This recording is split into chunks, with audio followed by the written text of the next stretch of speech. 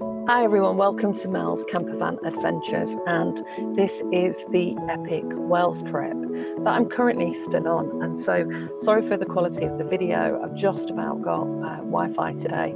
I'm in a beautiful place, but I'm going to talk more about that. I'm going to start at the beginning of the trip. I've been uploading videos of the scenes of the roads between different places, of the seaside and some of the areas that I've visited on YouTube. If you're listening on Spotify, this is audio. If you want to see the videos, you can pop over to my YouTube page, Melanie Gabbi, and you'll find the videos there. So I'll start the trip. Hopefully you can see the Google Maps to Portishead, which is just left of Bristol.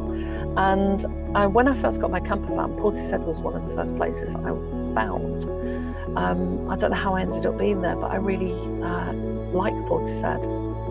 So on this trip, I spent quite a bit of time down on Portishead Beach, which is lovely. It's very quiet, but it was school holidays, and there was a school run happening on the Sunday, and so there was lots of kids, a few hundred kids and their parents running up and down. I think they were doing 2K on a park run. And it's also got an open air pool, which I'll open there and you'll see it. So these are some of the pictures I've got on my website, and I went for a swim in there, and it was as close to feeling like I was in the sea. It was right next to the sea. The wind was blowing and the pool was quite choppy. So that was really nice, and it was only £6 to swim and get a shower.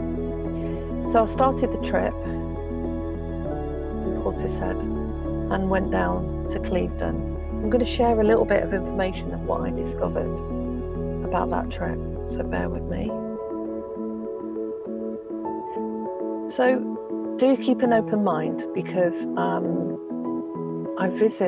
when I go deeper into these conversations, I visit different topics that can actually be triggering for certain people. But when I was going to these different spaces and places, I was noticing feeling different in those different places. And sometimes when you've practiced mindfulness and meditation for a while, and you get to a really good sense of peace and just feeling balanced and still, and then you move about in different spaces or come into contact with different people, you can actually, you can feel that your energy is shifted. And Portishead had really intrigued me, and Clevedon in particular, last time I was on the trip. So I wanted to go a bit deeper, and I found out a lot of information about Clevedon and Clifton itself. And this won't be new information probably for people who live in the area or in Bristol and on the outskirts. But basically, Portishead is along the Severn's wide estuary, holds the harmonics of water, salt, wind, horizon, rooted in the hillside, lake and sea, all in one. So I had a gentle impulse to come back and bring it back. So this is about, deeper aspects of nature, the astrology or soul's journey, or the geometry involved, and the things that we enjoy. My whole YouTube and Instagram pages are about finding what lights you up, your own soul path, doing the things that you love, as not just 2 weeks every year, but as a lifestyle of feeling good about who you are and what you do. So all of my work sort of epitomizes that. So Portishead, as I said, is nearby Bristol, and it's part of the broader West Country network that actually benefited economically from the transatlantic slave trade. I think the reason I started diving in is there's some amazing, beautiful manor houses, hotels and buildings, and really nice brick houses in the area. You can tell there's been money there, but also I was curious about the population and the history behind the place. So Bristol itself is known as being one of the gateways of where this economy came and went. And we had commodities such as sugar, tobacco, brass and glass that was flowed through the estates, the infrastructure and the buildings. So Clevedon in particular, I was looking at, is a manor house built in the 14th century and acquired in 1709 by Abraham Elton from the Elton family, whose wealth derived part from those ventures tied to both brass and copper and investments in slave voyages. So this is information from the National Trust and from Wikipedia and Historic England. And the lineage of the Eltons, Abraham directly invested in several voyages and shipped goods to Africa and exchanged goods and people. Later, Clevedon Hall, originally Frankfurt Hall, was built near Clevedon Court on land tied to Otto Sugar Refinement, fortunes in Bristol, further connecting the area's architecture. I've been curious for a number of years, actually, who owns the land? How did they inherit or get the land? And where did the money come to source some of the beautiful areas that I come across in my travels? You know, and I'm from working class Britain, from the South Manchester, and I've always seen this division between rich and poor, working class, upper class, middle class, and the poor, not even working class. You know, I've seen the different lifestyles and ways of living since being a kid. So I'm fascinated by it. So I thought I'd go a bit dive a bit deeper and explore why am I fascinated by this. So the question was not just who owned it before, but what was the ancestral memories tied to that land, what was imprinted in the environment. When you dig a bit deeper through the spiritual lens, you start to look at people, places, and, you know, ancestry from a much deeper level. And the built environment of gardens, coastline, and the hotels I stayed in have layers of human stories, craftsmanship, ambition, and energy not always spoken. We don't necessarily know the stories of all the people that lived there, maybe just of the Eltons. So they were originally built for leisure, like the Rock House, expanded in 1868 and later converted to apartments, sit on the land, shaped by local gentry, commerce, with roots in the same historic wealth that fueled Clevedon estates. So memory of that, of the coastline and the manor and the economic symbolic energy was shaped by transatlantic trade, human value systems and concealment. And I could probably go further back, you know, have a look at, and I'll go into that more because as I move further down in Wales, you know, more information came forward as to how all these places and experiences are connected. So I was seeking to stay longer, but I was wondering about ownership and the resonance that invited integration of ancestral echoes and sovereign presence, as well as the trauma of the land, something that shamans talk about. So the manor was held by a merchant slave over family, basically, in the hotel perched overlooking the pier and the sea beyond, and the sea seen as a liminal passage, liminal as in not really here, not there, just floating there, being present, and the thresholds of passage, commerce, and hidden histories. So, you know, when I close my eyes and I think about these places, it reminds me of other points in time where I've played around with the idea of past lives. You know, if we were here before, who were we? Were we a man, a woman? Were we rich? Were we poor? Were we in this country? Were we someone else? You know, those kind of questions that many of us in the spiritual tradition ask. So we can also think about what memories remain unspoken in that place, what stories weren't shared of, like, the serving class. There's the service industry, very early service industry. My mum was born in Scotland, and I'm going to be talking more about that in my next trip. And she left the Isle of Bute at 14. They finished school at 14. She went into service in Glasgow and worked for rich families in Glasgow. So in some senses, it got her out of poverty and abuse, and at the same time was still, you know, working for somebody else, and her life was shaped by that for that time. So often women with no financial means would only have any access to anything in future if they married somebody. And if you were in the middle classes, you would marry somebody from similar background to keep that money moving forward. So it got me thinking about Portishead and Clevedon and where I stayed and the land I was sat on and who owned it, especially in light of the astronomical rate of, the cost of buying a house in certain parts of the UK, and the fact that most people, are really struggling to pay for everyday things, the kind of things my mum would have struggled to pay for. It's almost like going back full circle of gas, electric, and we had a slot TV where you put money in the back of it to make the TV work. People used to take the boxes off the back of the TV to keep rerouting the money through it, and people were poor. Back in the day, working class, you knew you were working class if you didn't have a fitted carpet, you didn't have a phone, you didn't have a car. But you were lucky if your parents could provide you with food and you had a safe place to sleep. And my mum had been part of that generation where they'd lived in property that was condemned as unfit to live in, and then started rehousing people in probably the early 70s in different parts of the UK. So, of course, when you're by the sea, you can feel more reflective. You can tune into either the things that you're struggling with, any internal conflict you have, or just things that come to mind because you've got that wide landscape. It's natural. Lots of us like doing that, spending that time by the ocean. So, the ideas that came to my mind, if I'd had past lives, maybe in previous lives I had been rich, maybe I'd been a man, maybe I'd been a woman, maybe I'd lived in those houses.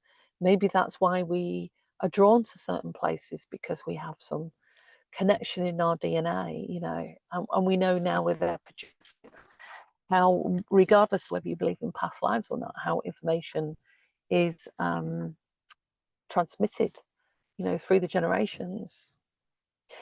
And at the same time, I have these different sets of emotions of stillness and mindfulness of standing by the ocean and hearing the waves come in and the sea thrashing against the shore and the sunlight cracking through the clouds.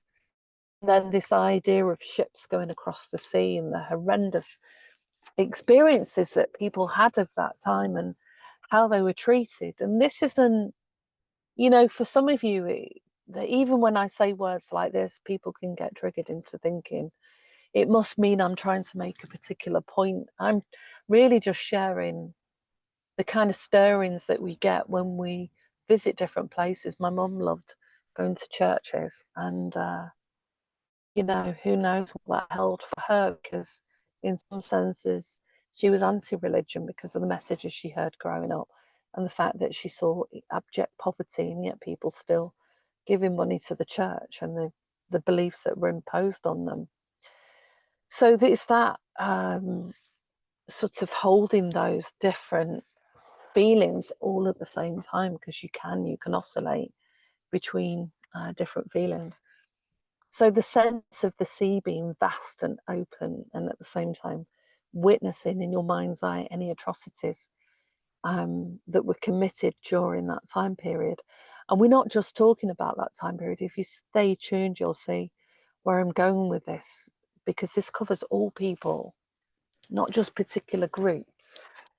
And so the Atlantic, particularly the estuarial ports like Bristol and Clevedon, holds these codes within its own DNA. Dr. Emoto did some work on the memory of water and how memory is held in water, and how if you send certain intentions and thoughts towards the water, he did this water crystal experiment where it shapes the nature of the water crystals. Just look up Dr. Emoto and see that work. So this is about experiencing the beauty of nature and the rawness of the energy of the wind and the rain and the power of the waves, as I've experienced when I've been at Herne Bay in Kent, and absolutely love that. That's when I feel more alive, and sometimes we are more connected to the water and those experiences. And I'm just being caught in the corner of my eye of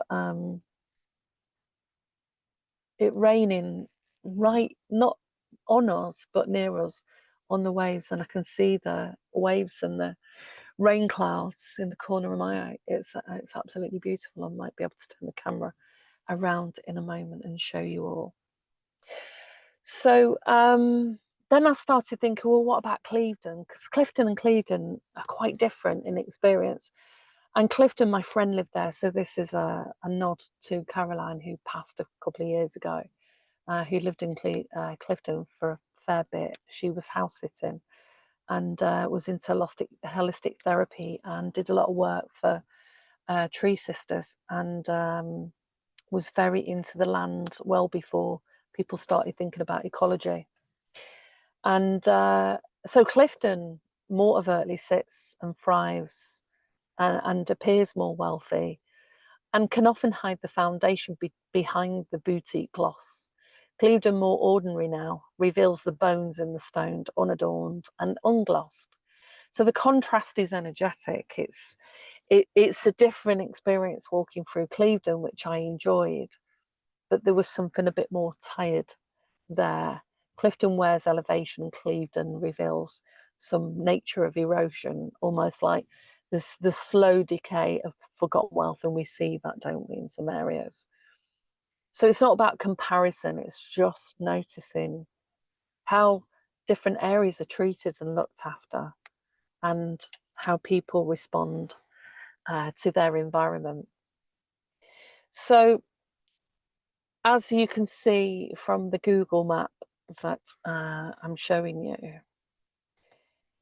beautiful I started off in Portishead, Portishead. spent some time in Clevedon, we talked about Clifton, and I went over the most amazing Severn Bridge. And there's a beautiful lake and grounds behind it. It's the Prince of Wales Bridge, and I actually took the other bridge last time. I prefer the other bridge actually, because you can see it goes up quite high up and you're on it for a good 5-10 minutes.